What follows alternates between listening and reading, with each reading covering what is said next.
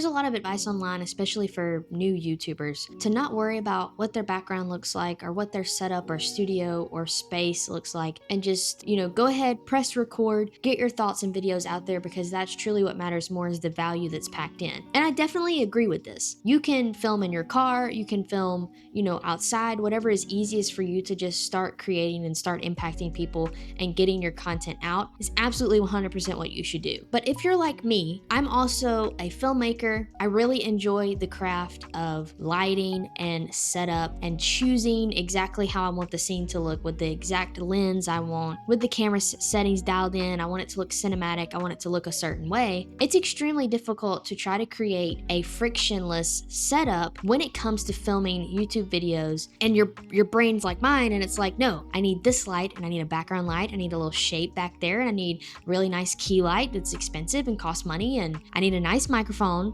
And some of these things are essential. You have to have good audio, and people need to be able to see you. You need to be well lit. But all the other stuff is extra. But for me, like, lighting design and studio design are my favorite things about content creation. So it's difficult for me to have a frictionless workflow when every time I go to set up, I want to slightly tweak this and change the angle just a little and change this light, change the color out and do extra lights, or try a completely different setup to see what this looks like. And that just adds friction into my workflow. But I also enjoy that part of the process. So here's where it's going to be different for everybody, is maybe you need to figure out if you get excited and energized by spending an hour before you film, tweaking the setup and setting up this and trying this angle and adding this light to it, then I think that can totally be part of your process, because that's how you like to set up. That's how you function. That's how your brain thrives on that and is excited by that. And so when you do sit down to film, you're like, all right, it took me a long time, but I dialed this in exactly how I want it to be. Now, I'm on a journey of rebuilding after burnout, and I'm trying to find ways to reduce some of the friction, because right now everything feels like too much. You go to film, you go to try to have an idea, and then try to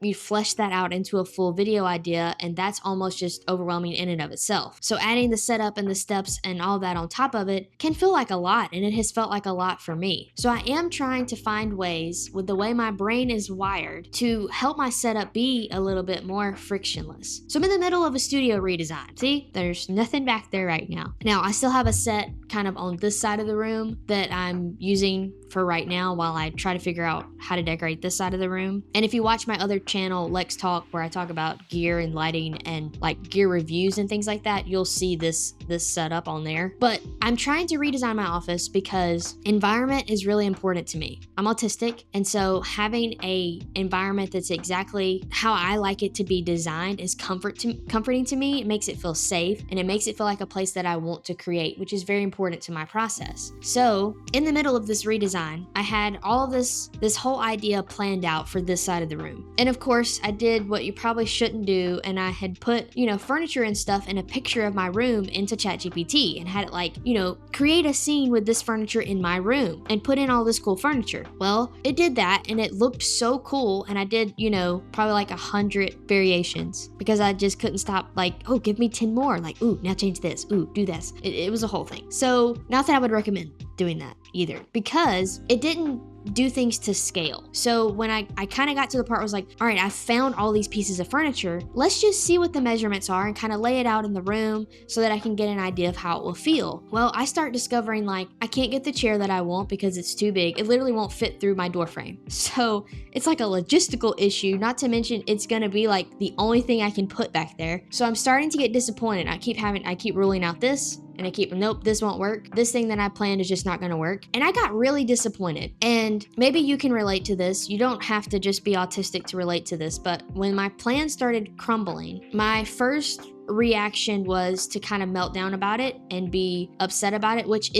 that's highly more likely to happen if you are autistic, and autistic people tend to struggle with that more, because once we've set our mind on something, or we have something that we really want, we get our expectations up, and then it's way more disappointing because we feel like there's no other way it can be done. This was what I wanted. I can't change it to anything else, because change is very difficult. So I started down that path. I was like, you know what? We just won't redo anything. We won't get rid of anything. We'll just leave it how it is and I just won't change nothing. Nothing else gonna work. I can't find smaller furniture. I can't figure out a different plan. I had this whole aesthetic, this whole idea picked out. Now nothing's gonna work for it. It's just, I got really upset about it. And then slowly, with support, which I needed, I was finally able to calm down and be like, okay, there is a solution. We can find smaller furniture. I can come up with a different vision for it. I can come up with a different idea for the space, and we can still achieve something new that's, I don't want to spoil what I'm wanting to go for because it's going to be super sick if I get it done, but we can figure something out to still accomplish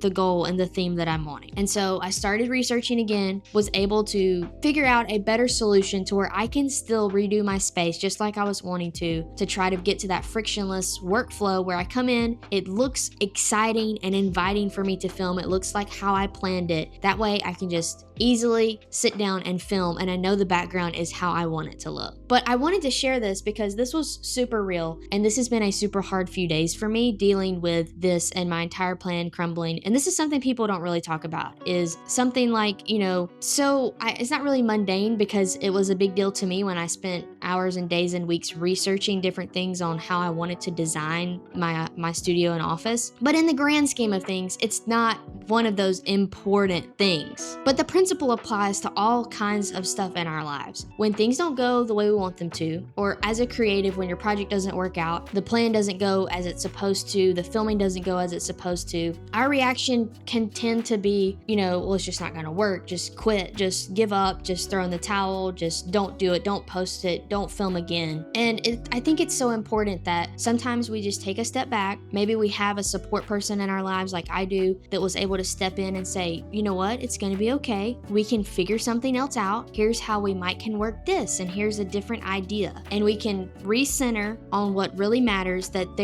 everything is figure outable. Usually there is always a way, or if there was a mistake that was made, something that went wrong, you could refilm it, you could redo it. Maybe take some of that pressure off of yourself today. Sit down, film that video, but don't have the pressure of like, this is the video. I have to put this out. Give yourself the grace to make mistakes and try new things, but be willing, to either have the mentality of like, hey, I tried this, didn't work out, I'm just gonna put it out there anyway because I learned from it. That's an awesome mentality to have. Or if that scares you too much, you can also have the mentality of like, hey, I tried that, it failed, it completely did not work. I'm just gonna redo it. We're just gonna, put that one in the trash. We're gonna redo it, take some time this second go around to get this right. Either way you look at that is growth and progress, because the worst thing to do is to quit and give up on your dream or your idea. Everything really is figure outable. So let me know in the comments down below, is there something that you got disappointed about, something that didn't go according to plan, something where you kind of had a meltdown about it, but you were able to figure out a plan, or maybe this video right here is inspiring you to say, hey,